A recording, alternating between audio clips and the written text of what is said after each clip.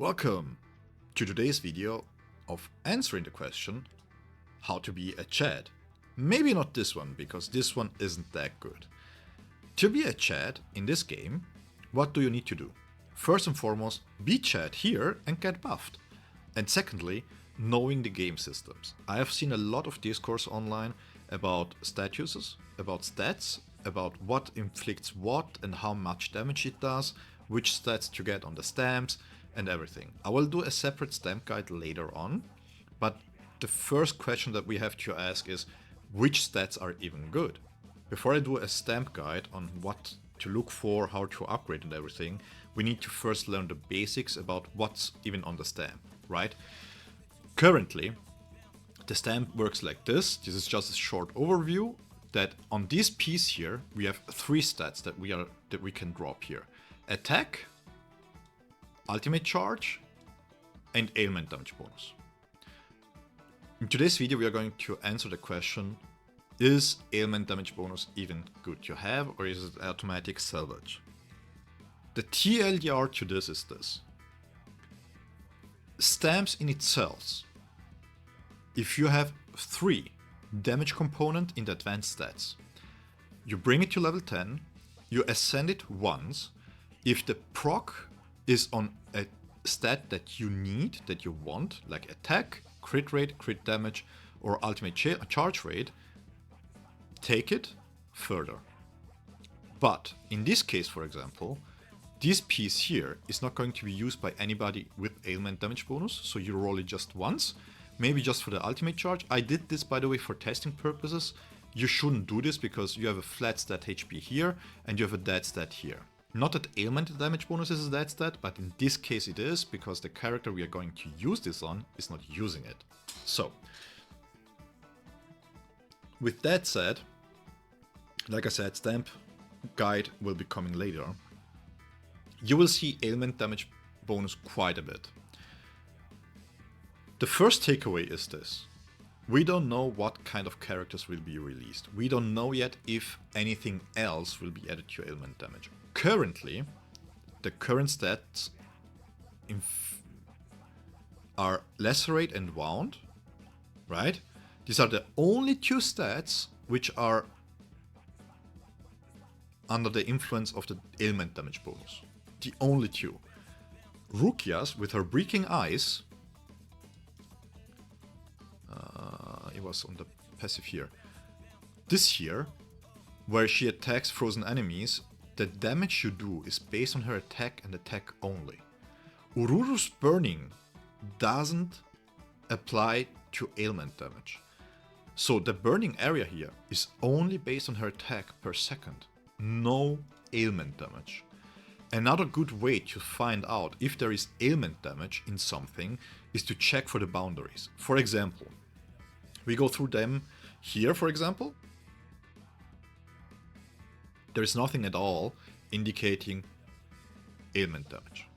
If we go to Renji, who has Lacerate, on his B4 increases Renji's ailment damage by 100%. Really, really strong B4, by the way. Renji with his boundaries can be a really good main DPS if you don't have Ikaku, by the way. The same thing for Tozen. Tozen on his B4 has increased ailment damage.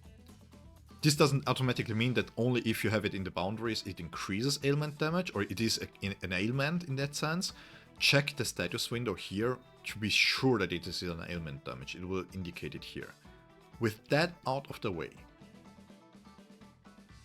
the TLDR is, we don't know what characters are coming. If you have a really great piece of ailment damage on your stamp with multiple substats in damage, keep it for future use. Also, we don't know if we get new stamps, but the fact is, if you have a great piece and it's a piece you could use, keep it. You're never going to be wrong to keep a piece which is good. This is TLDR. Attack and ailment are both fine. Attack percentage on the third piece could have more value in the long run with good characters, and you could swap it around a little bit more. Meanwhile, surprisingly, ultimate charge is not something you want to keep. And the main reason is that currently, big disclaimer, currently both characters here cannot gain cooldown reduction, thus their ultimate charge will be full before they even get the ultimate of cooldown, okay? To showcase this, I will show you the setup of Tozen. Ultimate charge right here. I will swap it over to Ailment Damage. And the same I will be doing for Renji here. He should already have attack, perfect. So what we are going to do now, we are jumping into battle, and you will see I will just be using them mainly. This means they will slightly push faster ahead with the ultimate, right? But check the seconds and how much time there is still on the cooldown.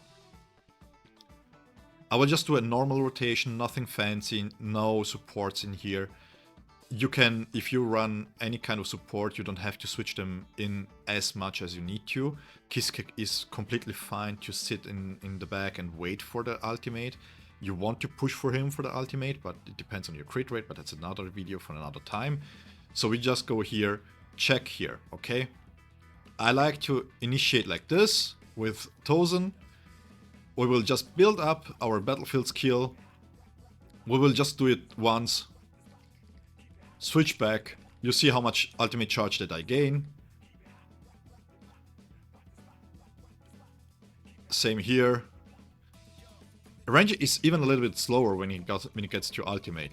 I will use his battlefield, his ultimate. This is not a perfect rotation, by the way, because I don't have the support. There is a little bit of overlap in attacks, but usually this is how the rotation is done on Tozen. I will do a Tozen breakdown later on in a separate video too. So we push, push, push. One more hit, then we switch. Check the ultimate status. I'm already nearly full in them. Renji has a shorter cooldown. For him, maybe it's a consideration. So mine is full, I have still 10 seconds. And Renji is right about right here. If we had ultimate charge on him, his ultimate would be up before he's even on the field. And because he is not the main DPS in this case, Tozen has... what's the word for it? Oh crap, I forgot. Priority, there we go. Tozen has priority over Renji, right? And this is one of the main issues why, in this case, ultimate charge is really bad.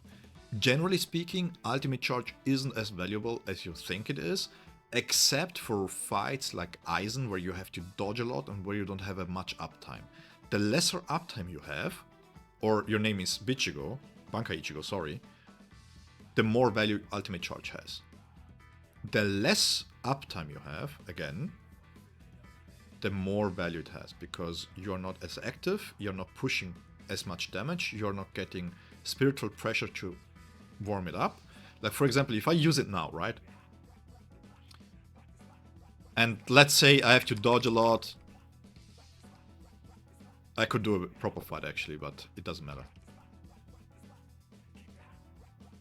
In this case, his case is that the battlefield skill is the one that needs to be applied to increase his ultimate. This means I have to attack here. If I have to dodge continuously, like 1, 2, 3 times, it takes time to get it back. If I switch back, his ultimate is nearly ready again. So in this case, ultimate charge could be valuable, okay? So this is the quote-unquote disclaimer. Ultimate charge is not valueless. It depends highly on the environment you use it in. And because of this, I don't recommend going for ultimate charge. That's the main reason. You will see multiple runs of me going through rotations and damage phases with a stamp in this setup here with Inner Fang Ailment Damage bonus and Inner Fang attack. Both are level 15, crit damage here, Ailment Damage bonus here. The difference in damage isn't that big, okay? Alright, we are back in the training room, a little caught. My initial idea was to put up a video of me doing all the testing separately, but that was way too long, and instead I will showcase all the testing that I have done by just posting DPS and the stamps. Back to the point, as I feel like I'm taking too long and making too long of a video.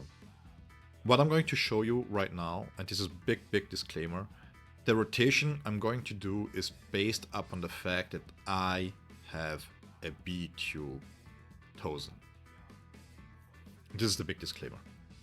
Usually, when I did my DPS testing, I was alternating the DPS checks that I did, the DPS rotations that I did, based on if you drop down to below 10 or if you keep 10 bounds. So, the TLDR of that testing was that attack is generally better. The main reason why is because you cannot stack too high of a multiplicator. You are not going to keep the 30 stacks for long, and that causes issues all over. Even with the 10 stacks, you will have a different damage profile than you would have without the boundary. There you go. That's the right way to say it. So, because of it, yeah, I will just showcase it with the boundary. I will just showcase the differences. Let's jump right into it. My usual opener is Tozen, and then bring up the stacks, okay? So we go Tozen, Kisuke, close the distance with Ikkaku, do a full rotation here. 8 stacks, we go up to 11, we switch back.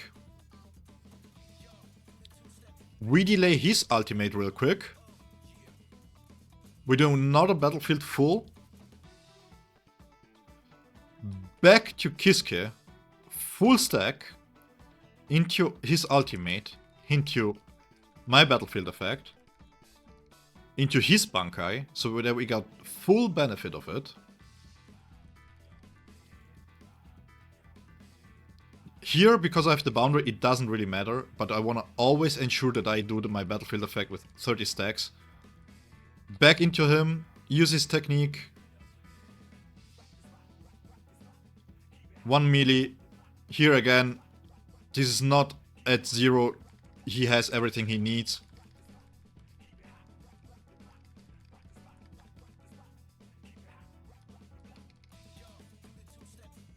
Back into him.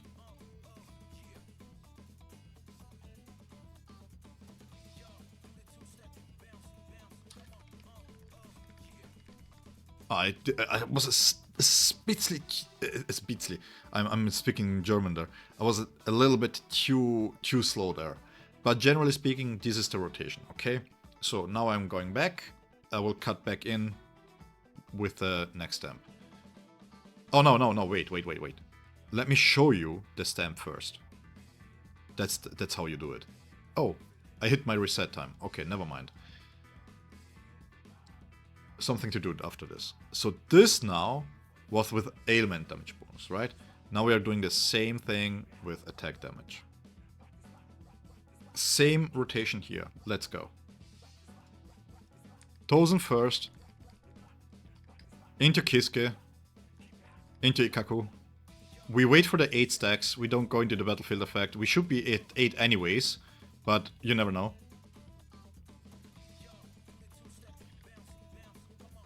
Into him. We are not going to use the ult quite yet. We are waiting for the battlefield effect.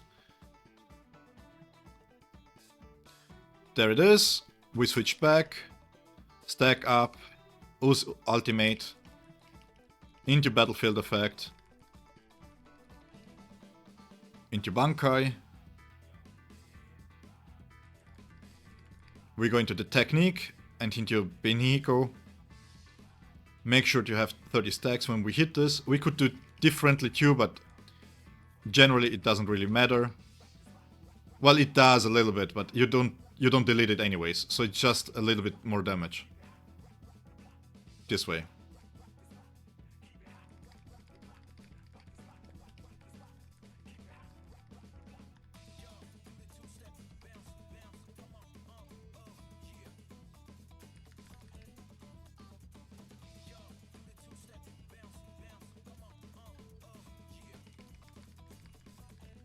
We have enough time to squeeze this one in. I'm not doing anything anymore. We didn't get the last part here. 62, 63k. So, as you can see, both are fairly equal. The difference could be crit, the difference could be a little bit of differences in damage by Ikaku and everything. So, just by stamps, again, this is attack. This is ailment. Technically speaking, this is better, right? Because you have ailment damage bonus in the low, and you have ailment damage bonus up top. Technically speaking, it's better. But just to showcase, they're basically worth both the same. So, to answer the question, is ailment damage stamp worthwhile? If you find good pieces, keep them. That said, again, not much difference. In this case, go for secondaries. Look for good secondaries, look for crit damage, look for attack flat. Even as bad as attack flat sounds, if you get a higher attack rate, it increases your damage. So if you have defense, HP, or maybe ultimate charge, which you don't need, as I showed before, go with flat stats instead. That would be the dream piece, right? Video has been long enough. I will do a proper breakdown of every single character. I will do a proper breakdown of other stuff, other mechanics in the game. Comment down below if you want to have something specifically tested, and I will test it for you. Thank you so much for watching. Please like, subscribe, and that will help out a lot, especially as a new content creator. Love everybody who is going to watch this. I hope it helps. See you in the next video. Bye bye.